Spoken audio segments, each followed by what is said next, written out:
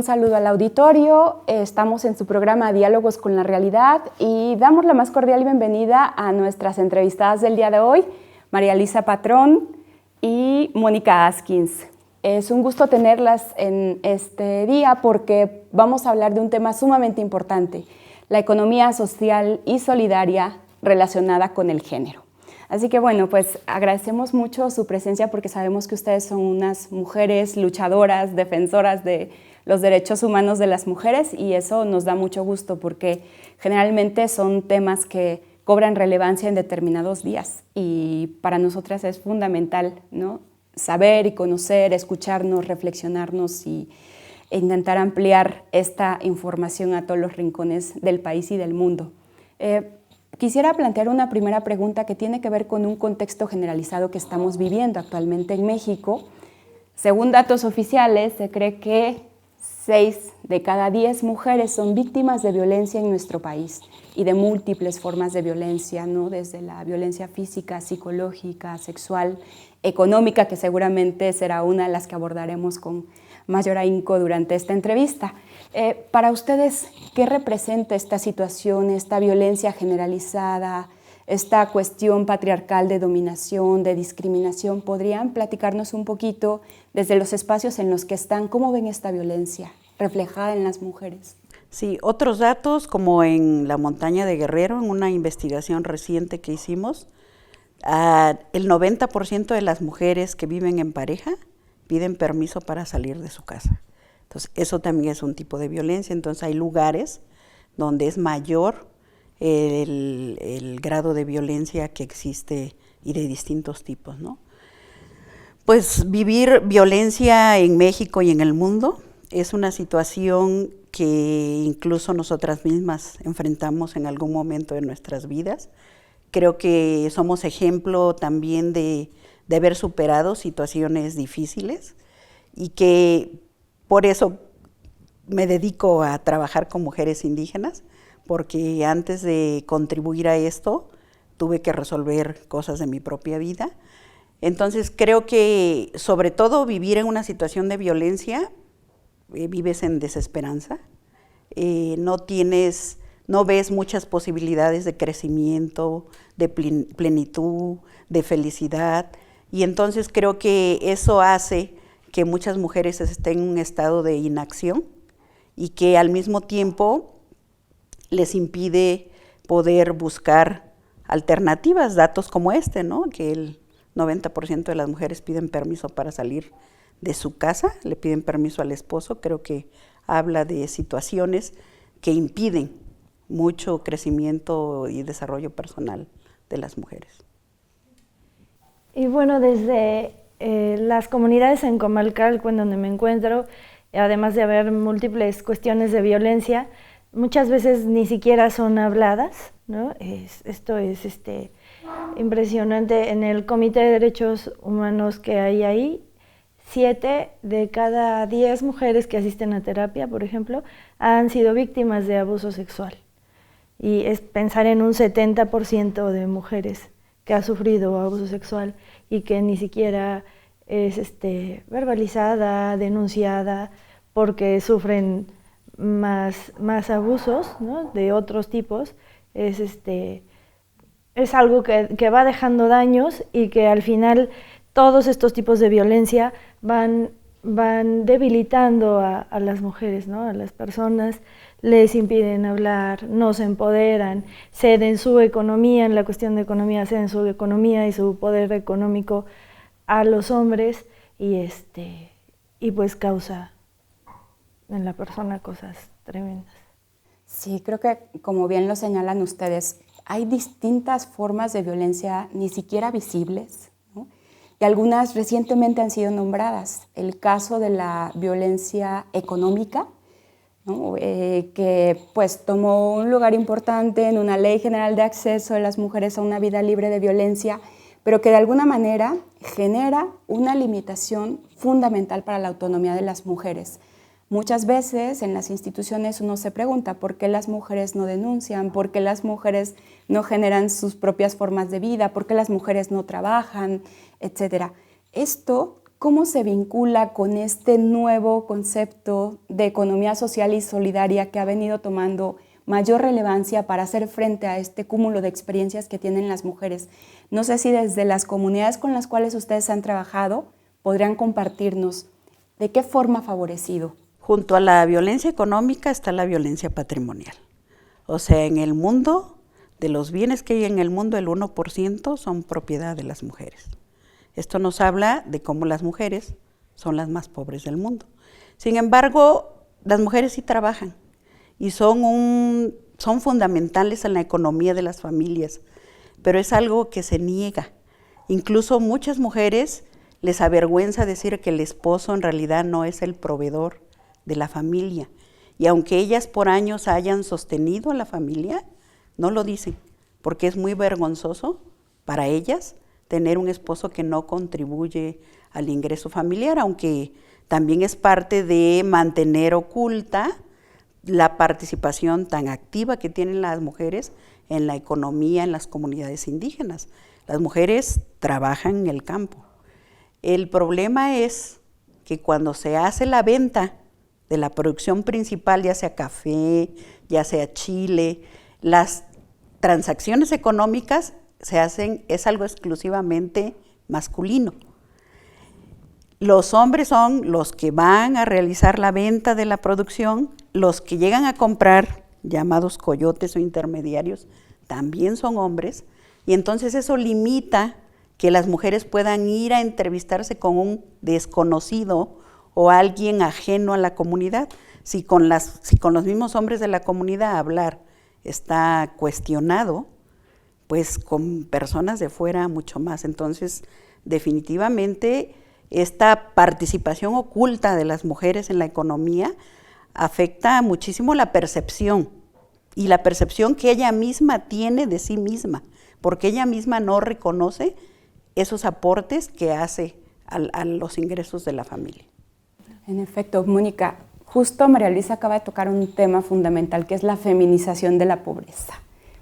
¿Qué sucede en la comunidad donde tú estás y en otras experiencias? ¿Es similar? Sí, básicamente es el machismo el que domina, ¿no?, en estas comunidades, en el que el trabajo de las mujeres muchas veces no es reconocido, toda esta economía que la mujer realiza en la casa, ¿no?, con sus amigas, con los vecinos, toda esta economía que no es reconocida, y que, bueno, al ir tratando de cambiar esto, la mujer, cuando empieza a mirar su poder, cuando empieza a mirar que puede hacer estas transacciones, que digo, estamos en pañales, pero cuando se logra ver esto, la mujer se empodera, empieza a tomar decisiones dentro del hogar, dentro de su comunidad, y bueno, esto es lo que pasa. Creo que estamos abordando cuestiones sumamente relevantes para hablar del antes y el después, ¿no? Ha costado mucho trabajo, digamos, generar información para que haya mayor conciencia y sensibilización sobre un tema que nos afecta a todos. María Luisa muy bien lo planteaba. Todas las mujeres vivimos de alguna manera formas, digamos, de dominación en nuestras casas, en nuestros espacios laborales, y esto pues se ve reflejado prácticamente en puestos de poder que se generan, ¿no? ¿Quién genera la economía? ¿Quién es dueño y poseedor de bienes? Etcétera. Y eso es fundamental porque, como bien lo señalan, pues las familias de alguna manera pues tienen esta conformación, ¿no?, vertical. No sé si en cuestión de la familia y este sostén y este soporte, ¿ha habido mayor influencia o mayor sensibilidad hacia el problema de la violencia que se vive patrimonial, económica? ¿Se ha generado algún cambio? En algunas familias. Yo provengo de una familia que vivió de la economía que generábamos todos y todas. Provengo de una familia en la que sí había desigualdad de género, pero mi madre siempre tuvo su propio capital, mi padre también, entonces eso hace pues que tuviera otra perspectiva, pero en muchas localidades en verdad las mujeres no tienen acceso al patrimonio, incluso en las herencias, y es algo que yo platico con los señores cuando hay una oportunidad de que estén hombres en los talleres de violencia de género. Si quieres dejar protegida a tu hija, dale herencia, porque el día que ya no pueda sostenerse en esta relación por la situación de violencia que esté viviendo, tiene un lugar donde ir, porque una de las situaciones de violencia más fuerte es esta amenaza de te voy a correr, vete de la casa, te voy a quitar la casa.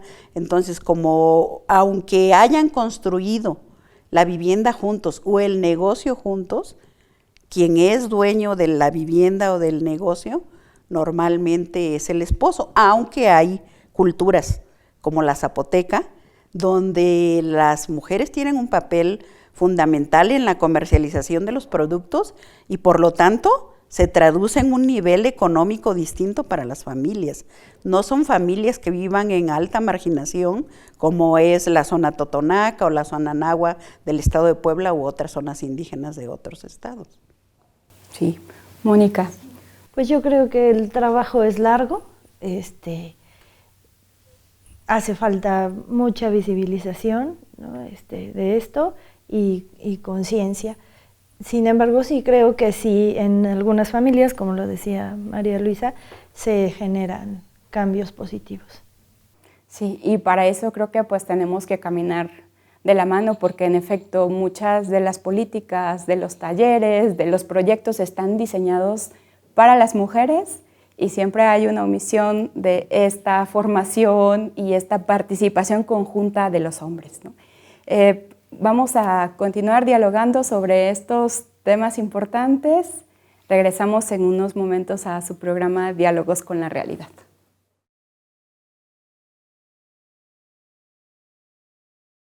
Estamos en su programa Diálogos con la Realidad y continuamos nuestra entrevista con María Luisa Patrón y Mónica Askins. Bueno, estamos ya revisando algunos de los panoramas que viven actualmente las mujeres. Y en esta situación de la macroeconomía, las mujeres han jugado un papel fundamental en esta cuestión de la economía social y solidaria, sobre todo porque, digamos, más allá de todos estos patrones que intentan romperse como la cuestión lucrativa, ¿no? Se generan nuevas formas de sostenibilidad, de solidaridad, de vínculos, de rescatar pues todas estas condicionantes estereotipadas, ¿no? Que le dan pues un valor agregado al trabajo que realizan las mujeres. Así que bueno, nos gustaría mucho que ustedes nos compartieran, como mujeres que han estado en campo, que han emprendido proyectos de la mano con las mujeres, cuáles han sido las experiencias más representativas y qué alcances han tenido estos procesos. No sé si podríamos empezar por María Luisa. Sí, pues cuando yo empecé a trabajar proyectos productivos con las mujeres, me encontré con que en realidad muchas de las mujeres eran prestanombres, que firmaban la lista, se iban a las reuniones, pero en realidad cuando el crédito era entregado a las mujeres, lo manejaban los varones de la familia. Y entonces empezamos como grupo a ver la necesidad de abordar cuestiones que tienen que ver con los derechos y la violencia de género. Actualmente en Tlaola, que es donde estamos impulsando un proyecto regional, el trabajo que hacemos con un grupo de mujeres que crea una empresa social que produce alimentos, está también asociado con la Casa de la Mujer Indígena, que atiende violencia de género, y como estos modelajes femeninos que se van dando al paso del tiempo, precisamente la hija de la líder de la empresa social es la que dirige la Casa de la Mujer Indígena, que ya son formas de ser mujer distintas a las tradicionales. Entonces, bueno, ha sido toda una experiencia el trabajo con las mujeres, desde situaciones, por ejemplo, como asesora, que empezamos a asesorar a estas empresas sociales, acepto como desde una perspectiva maternal, y a veces cuando se trabaja con mujeres indígenas, la actuación de los asesores o las asesoras es de protección, y caemos en situaciones en realidad de que no las estamos viendo como sujetas de desarrollo con capacidades para la toma de decisiones y que eso limita la asesoría que estamos dando a la empresa. Por ejemplo, hace poco nos llegó de visita algunos asesores de fuera y les preguntaban a las mujeres algunas situaciones relacionadas con su empresa y ellas volteaban a vernos a las asesoras.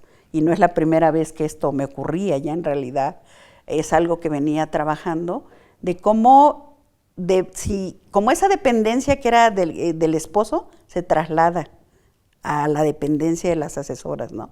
Entonces, las mujeres en esa reunión se empezaron a dar cuenta, y yo también como asesora sentí como un balde de agua fría, me ruboricé de todos colores, y me di cuenta que efectivamente la asesoría que estaba dando, a pesar de tener años de trabajo con las mujeres, era como proyecto social, no como empresa social.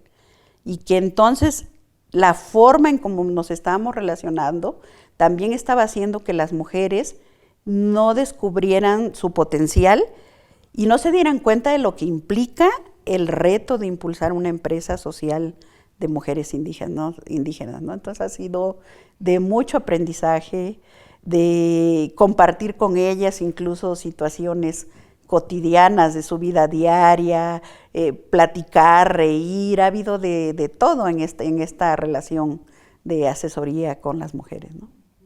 Sí, yo creo que este redescubrimiento de nuevas formas de vida a raíz de estos procesos autónomos, pues te dicen mucho, porque también te ayudan a generar proyectos que no solamente tienen anclada la cuestión de la producción, ¿no?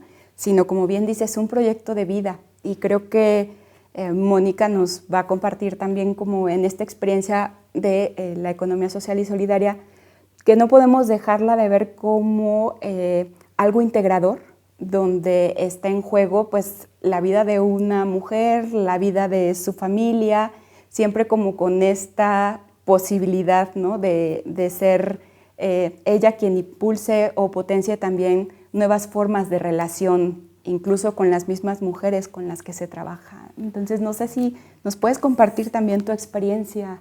Claro, pues en Comalcalco ha habido éxitos, ha habido retrocesos, ha habido momentos distintos. Cuando llegué, el tema de género se trabajaba separado, se trabajaba únicamente con las mujeres y había unos logros en ciertos grupos con los que se alcanzaba a trabajar. Y estos logros eran únicamente en ciertos espacios donde las mujeres se podían reunir, ellas, donde no había hombres, y podían a lo mejor comenzar a hablar de lo que les pasaba, pero al regresar a casa, otra vez por miedo, por la estructura que había en la familia, había como este retroceso, ¿no? Y se empezó a trabajar entonces con los hombres esta cuestión de nuevas masculinidades y de cómo el papel de los hombres, también este rol que se exigía dentro de esta estructura, era un papel difícil, ¿no? En el que se les impedía hablar de sus sentimientos, en el que se les exigía éxito, trabajo, pasar hasta sobre su propia vocación para tener que mantener un hogar. Y fue muy bonito al ir trabajando como en algunas familias fue cambiando básicamente en el diálogo, ¿no? Las parejas dialogaban más, los hombres dialogaban también un poco más con sus hijas, ¿no? Que eso es difícil de lograr en este sistema. Y pues ha habido de todo, ¿no? En el trabajo, por ejemplo, con productoras y productores de cacao, hay momentos en los que es muy parejo la toma de decisiones. Ellos tienen una SPRL y la presidenta todos la eligieron, es ella, casi está la mitad de mujeres, la mitad de hombres, se involucran, ¿no? Y de pronto hay momentos en los que es la hora de la comida o de compartir algo y entonces los hombres se sientan y las mujeres se ponen a las cosas de la cocina, ¿no? O a lavar trastos. Y pues bueno, es estar ahí compartiendo, educando, construyendo, ¿no? Entre todos estas cosas que de pronto pareciera que ya están arraigadas en el ADN y hay que estar recordando, ¿no? Y como lo que rescato es como la importancia de desde este papel que juegan las mujeres, irlas empoderando a la par que los hombres. Muy bien, dijiste ahorita una palabra clave, SPLR. ¿Podrías platicarle a nuestro público un poquito más sobre...? Es una sociedad de producción rural, es una sociedad en la que se agrupan, a veces es un modo jurídico legal en el que se agrupan productores para trabajar juntos. Y es muy importante porque creo que aquí se dejan ver las relaciones horizontales, ¿no? Por lo que platica Mónica, pues ya no es como el tomar un rol diferente al que me tocaba, sino más bien es equilibrar las formas de trabajo y de entenderlo, ¿no? Porque a veces se sigue estigmatizando esta cuestión de yo te ayudo, yo te apoyo, cuando en realidad pues son tareas que tenemos que realizar conjuntamente. Y pues sobre estas mismas experiencias que ustedes nos platican, me gustaría un poquito como abonar a la cuestión de los aprendizajes cuando nosotros estamos día a día con estos grupos de mujeres. Nosotros en alguna ocasión, estando en la comunidad de Huitlalpan, pues en algunos talleres sobre derechos humanos de las mujeres, preguntando qué para ellas significaba la dignidad, las mujeres decían dignidad de día y de noche, en la casa y en la calle. Y hasta que uno no convive en los espacios, pues se entiende qué quieren decir con esto, ¿no? O sea, la dignidad no es que solamente la lleves un rato o la tengas mientras alguien te la otorgue, sino queremos tenerla como mujeres todo el tiempo. ¿Qué ha significado para estas mujeres como aprendizaje en el día a día? Ahorita ya nos platicaban algunas cosas de pues estas conversiones que no son automáticas, ¿no? Significan mucho, significan dejar, enfrentarse a la familia, pues hasta verse estereotipadas, estigmatizadas en la misma comunidad, porque a veces en lugar de usar falda, ahora tienen que usar pantalón para producir. Pues no sé si nos puedan contar como estos ejemplos de la vida diaria para las mujeres que a ustedes más les hayan marcado. Las relaciones de pareja es un tema complicado en cualquier ámbito, urbano, rural, en cualquier parte del mundo, ¿no? Creo que coincido con la compañera que efectivamente hay cosas que se hacen en automático, que un papel que les cuesta mucho trabajo a las mujeres es el rol doméstico, que también significa poder dentro de la familia. Ellas se van incorporando en la economía desde otra perspectiva, pero es muy complicado para ellas dejar de hacer lo que han hecho siempre en las labores domésticas, ¿no? Entonces, creo que no insisten mucho con el esposo. Creo que intentan más con los hijos y las hijas, por lo que yo he observado, por lo que ellas han comentado. Ellas ven la posibilidad de cambio más, las mujeres más grandes, con las hijas. Y las mujeres más jóvenes intentan con el esposo ir, sobre todo acercándolo más en el ejercicio de su paternidad, en la responsabilidad con los hijos, porque en las actividades domésticas, tal vez yo veo más como en mujeres de 20 años, de 25, como Dalí, ¿no? Que Dalí ya comparte un poco más, su esposo comparte con ella más las labores domésticas, pero su hermana que tiene 40 años, aunque es una mujer líder y que sube y baja todo el tiempo, sigue asumiendo el rol de las actividades domésticas dentro de la familia, o desgraciadamente se lo heredan a sus hijas. O sea, si mamá no está, están quienes la sustituyen, que son las hijas. Entonces, sí, esa es la parte donde a lo mejor hay cosas que se han emparejado, ¿no? Y que las mujeres expresan. Es que yo antes ni pensaba obtener un crédito, ni lo había imaginado, ¿no? o que no creía que las instituciones confiaran en ella para ser sujeta de algún crédito o de algún apoyo, y eso ahora ya lo han visto como una posibilidad real. Pero esta otra parte de cambiar las cosas con los esposos al interior de sobre todo en las cuestiones domésticas, es algo todavía no muy avanzado. Creo que sí mucho en el ejercicio de la sexualidad, como una cuestión de decirte si tú me estás siendo infiel, que eso es muy común en los pueblos y además todo el mundo lo sabe, y entonces sí afecta, las mujeres se ven muy afectadas en su dignidad. Esa parte parece que yo veo que como que las mujeres están marcando más su inconformidad, su disgusto, o se lo manifiestan a su pareja, ¿no?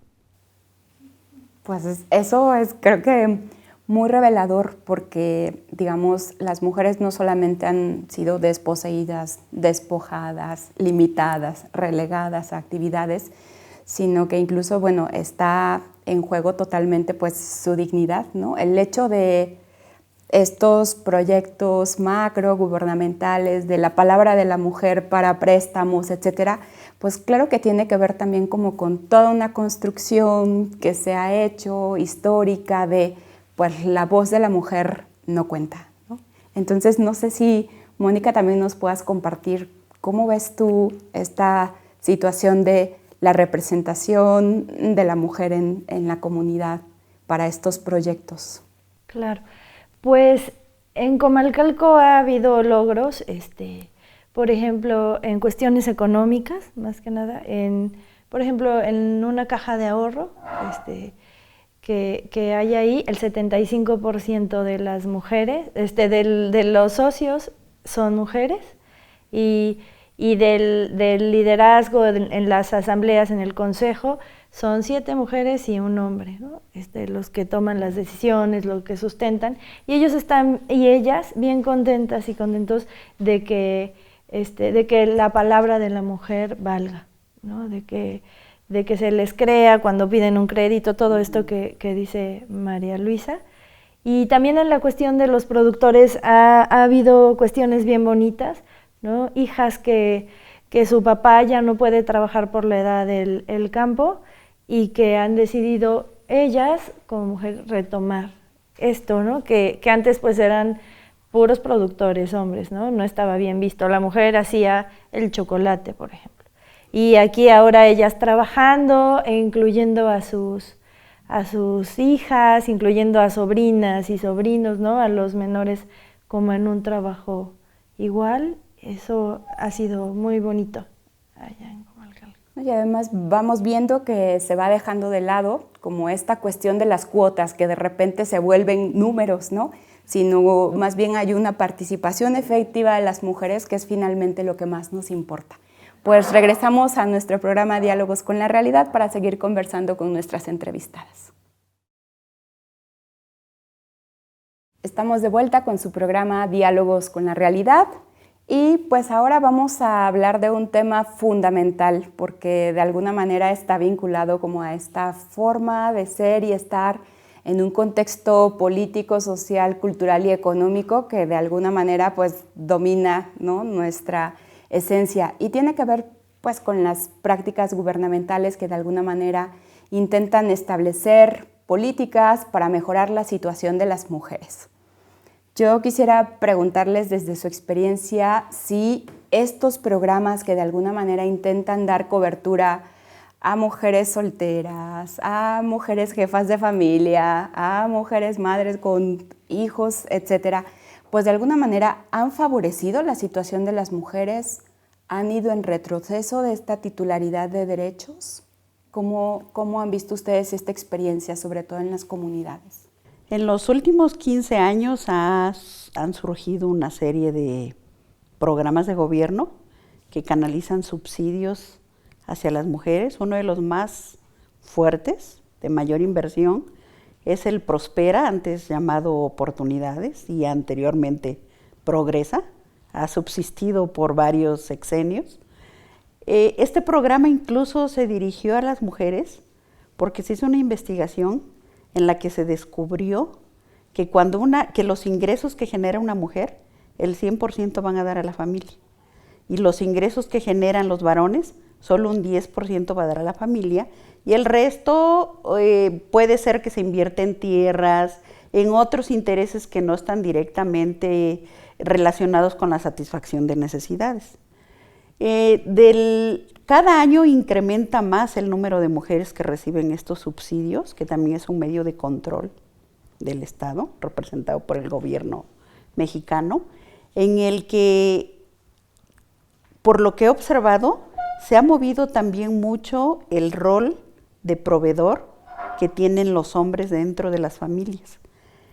Porque ahora el Estado se ha convertido en el proveedor de las familias y por lo tanto a quienes obedecen, en gran parte las mujeres, es precisamente al Estado. Cuando se les demanda una reunión, antes no iban o dependían de si les daban permiso y ahora están, les den permiso o no les den permiso. Seguramente han tenido impactos fuertes en el ser mujer como en el ser hombre en México, porque se da tanto en el medio rural como en las zonas urbanas. Pero son subsidios en este caso que no van dirigidos a desarrollar capacidades, sino a la dependencia, a estar cobrando un recurso de acuerdo al número de hijos que tienes, o a la edad que tienes, o a tu situación de marginación social. No van relacionados con una verdadera posibilidad de crecimiento para las mujeres, ¿no? Entonces, creo que hay mucho que estudiar de los impactos que este tipo de programas, que tienen la mayor inversión del Estado, en México, ¿no? Los otros programas que van dirigidos a las mujeres tienen mucho que ver con proyectos productivos. O sea, te doy para producir traspatio, sobre todo alimentos que luego la familia no come, ¿no? Como lechugas, zanahorias, y que a lo mejor los proyectos están en funcionamiento en el año, en los meses que alguien les lleva el subsidio y el siguiente año ya no existen. Y proyectos que verdaderamente no generan empleo, que verdaderamente no trascienden, no generan cambios en la vida de las personas, sino más bien se fortalece esta dependencia entre el gobierno y las mujeres y las familias. Y que parece que hay la intención, yo veo como esa intención gubernamental de mantenerlas ahí, porque incluso hay proyectos como una convocatoria que saca la Semarnat, que te autorizan 750,000 pesos, todo para producción, nada para comercialización. Entonces, ¿dónde está la posibilidad de fortalecer empresas, pequeñas empresas de mujeres o de hombres o de hombres y mujeres que están surgiendo en el campo? ¿Dónde está la posibilidad cuando, por ejemplo, yo observo cómo Maseca, Minsa fueron empresas privadas que el gobierno respaldó, que los convirtió entre los 6 hombres más ricos del mundo, los dueños de estas empresas, y que fue con el apoyo gubernamental? Entonces, ¿cómo no existe una política gubernamental clara para consolidar empresas sociales en esta perspectiva de la economía social solidaria, ¿no? Pareciera que produce y ahí ve qué haces. Entonces están muy solas. Otra de las limitaciones que tienen estos programas es que dentro de las reglas de operación dice no compra de terrenos. Y yo digo, si el 1% de los bienes del mundo son propiedad de las mujeres, la mayoría de las mujeres no tienen acceso al derecho a la tierra, ¿dónde van a montar sus empresas? En el terreno de la presidenta, de alguien del comité que al paso del tiempo se apropian de esas instalaciones o de esa infraestructura creada para una organización más amplia, ¿no? Sí, y yo creo que esto es fundamental porque ante el despojo de la tierra está también el despojo del cuerpo y el despojo de esta posibilidad de ejercer, ¿no?, los derechos plenamente. Y creo que María Luisa nos ha dado una palabra clave que es el control, ese control social, formal, informal que tienen las políticas estatales, que de alguna manera con estos ejemplos podemos ver, cómo se hace una transferencia de la responsabilidad a las mujeres para que asuman, ¿no?, determinadas acciones a favor de su familia, pero por otro lado también pasamos a ser parte de los números, de listas, de padrones, de cubrir con una serie de requisitos para efectos de demostrar la eficacia de una política gubernamental. Esto, ¿cómo lo ves tú, Mónica? Porque creo que es realmente alarmante si en realidad pues hay una tendencia a vernos así a las mujeres para contrarrestar la feminización de la pobreza como números, como datos, como juntas, como...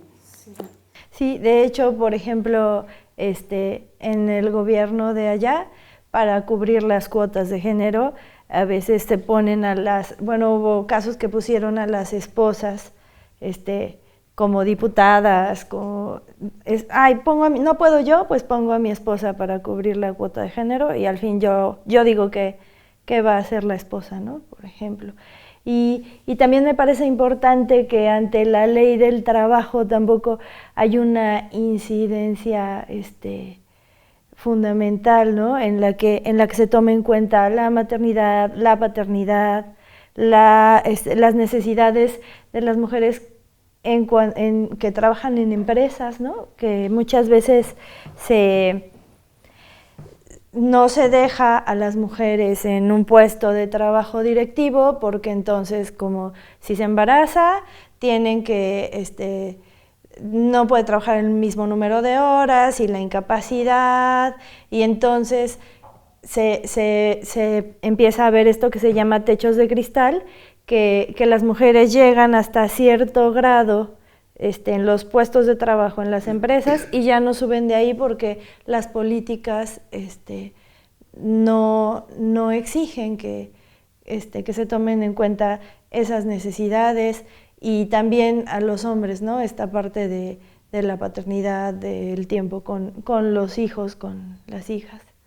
Sí, claro. Y parece ser que ese, digamos, representa un riesgo total, ¿no? Para el Estado, para las empresas, para la privatización, porque pues en realidad sabemos que las mujeres, además de este trabajo y de estos intentos por producir, por generar, pues no solamente economía, sino bienestar a la familia, no reduce por otro lado esta carga de trabajo o responsabilidades sobre el cuidado de los hijos, cuidado de los otros, porque pues siempre hay como ese pendiente y esa actividad. Y pues no sé si en esta ilustración de lo que están viviendo las mujeres en este marco de potenciar la economía social y solidaria, nos pudieran compartir qué ha representado. Por un lado ya hablamos de esta presencia del Estado, pero por otro lado, ¿qué ha representado para las mujeres, las organizaciones de la sociedad civil que siempre tienen iniciativas fundamentales para este desarrollo, este crecimiento? Y por otro lado también las instituciones académicas juegan un papel fundamental. ¿Qué ha representado para ustedes en campo?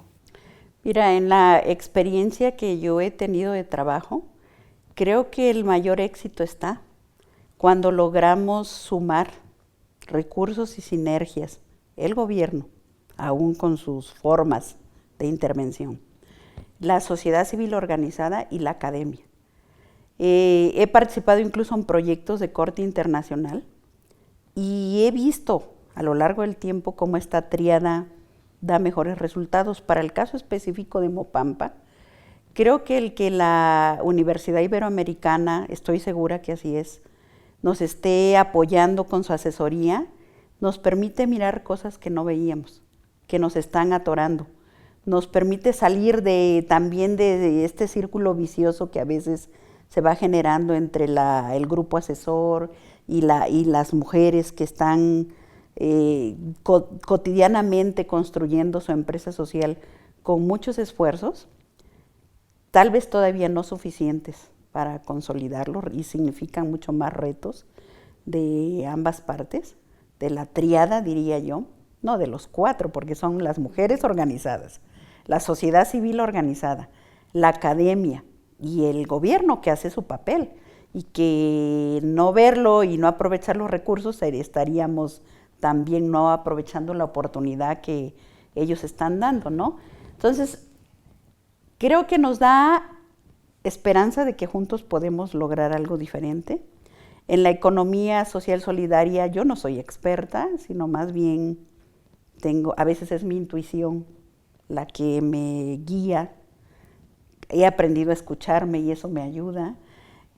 Pero que ya cuando nos acercamos a la academia y vamos escuchando planteamientos de lo que se ha avanzado tanto en la teoría como en la práctica, que se hacen incluso con empresas privadas, pues vamos retomando y las mujeres se sorprenden la vez que estuvo personal de la Universidad Iberoamericana, les cayeron, como se dice, muchos veintes a las señoras, y vi cambios de actitud en su comportamiento, incluso a los 2 meses o 3 que nos reunimos conjuntamente con la Universidad Iberoamericana, vimos mejorías en su producción, vimos innovación en la creación de nuevos productos, y no solo eso, sino asumiendo una mayor responsabilidad con sus empresas, con una iniciativa para comercializar, para incluso poner dinero, para invertir en su empresa y no estar esperando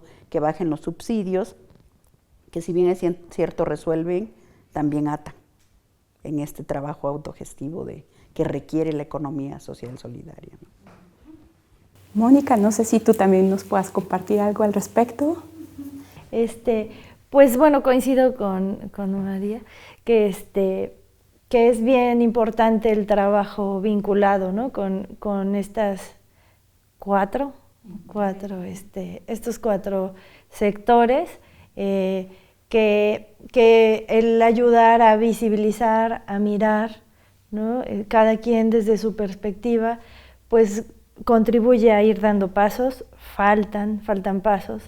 En cuanto a economía solidaria, no siempre se tiene esta perspectiva de género, que es bien importante tomar en cuenta y fundamental, ¿no? Porque estamos hablando, si es algo social, pues hombres y mujeres formamos parte de esta sociedad, ¿no? Y si es igualitaria, si se trata de justicia, pues qué importante es mirar esta justicia, ¿no? que de pronto le falta a las mujeres, y creo que pues sí es fundamental trabajar juntos, se dan pasos satisfactorios, se comparten alegrías, y bueno, también de pronto hay momentos en los que no tanto, ¿no? Falta caminar, falta normativizar, falta ir trabajando de la mano, y también con los hombres, ¿no? Hombres y mujeres como seres humanos. Uh-huh. Y yo creo que al inicio del programa hablábamos justamente de este contexto, ¿no? Tan desolador, de miedo incluso para muchas regiones, ¿no? Para muchas personas, para muchas familias que han experimentado en carne propia, pues no solamente la violencia, sino la desaparición de personas cercanas. Y creo que al escucharlas y ver que hay nuevas formas, ¿no? de vida en las comunidades, a raíz también de este logro de autonomía, pues nos parece que hay mucho por lo cual tenemos que trabajar, mucho por lo que hay que luchar y por lo que hay que construir de manera conjunta. Y creo que es un aliciente el pensar en la cuestión económica, ¿no? Como una parte medular de la vida, porque pues a veces este es el mensaje que se emite hacia las mujeres, ¿no? El hecho de que las mujeres tengan cierta posibilidad de estabilidad económica parece que genera un rechazo total, ¿no? Porque pues hay una nueva forma de verse y de sentirse, porque alcanzamos también distintas formas de poder. No sé si podríamos hablar un poquito ahora de lo que representa esta economía para las mujeres en este concepto de poder creativo, de poder de lucha contra ese poder patriarcal que está cercano y que todo el tiempo está acechándonos como mujeres. Fíjate, en las comunidades les cuesta trabajo a las mujeres que crean en ellas. Se espera que cuando se impulsa un proyecto quiebre. Pero también hay abundancia de muchas cosas en estos pueblos, sobre todo de productos que se desechan porque su temporada es muy rápida, su precio en el mercado es muy barato, no hay posibilidades de sacarlos porque los mercados también están cooptados, monopolizados. Entonces, Y hay otro tipo de riqueza, que es las relaciones que se establecen entre las personas. Todavía hay mucho esta cuestión de respeto entre los más jóvenes y los adultos. La propia riqueza de la naturaleza y de la cultura, donde se vienen construyendo relaciones de apoyo, de solidaridad, de amistad, que precisamente de alguna u otra manera se trasladan a las empresas sociales. Y también estas cuestiones de poder, que tiene uno que estar todo el tiempo pendiente de que están allí. En el caso de Mopampa, participan los esposos en la medida en que las esposas los invitan. También participan los hijos e hijas, desde los pequeñitos que andan ahí agarrando una pala o suben por jugar, los otros más grandecitos en función de la edad que tengan van participando en la empresa.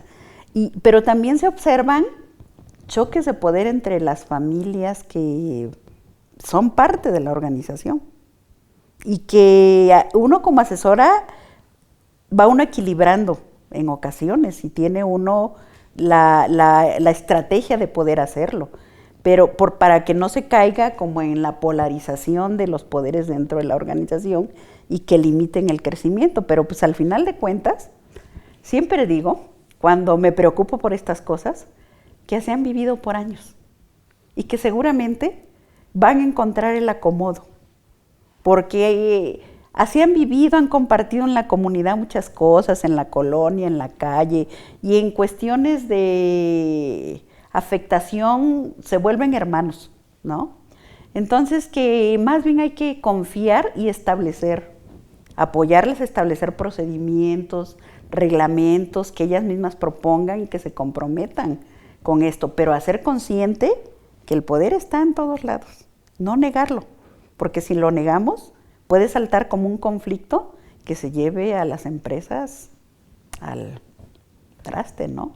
Y esa gran posibilidad, que requiere mucho trabajo, pero que esa es una gran posibilidad, podría no consolidarse si no tomamos en cuenta las relaciones de poder, por ejemplo. Claro. Mónica, para cerrar, algo muy breve sobre esta cuestión del poder.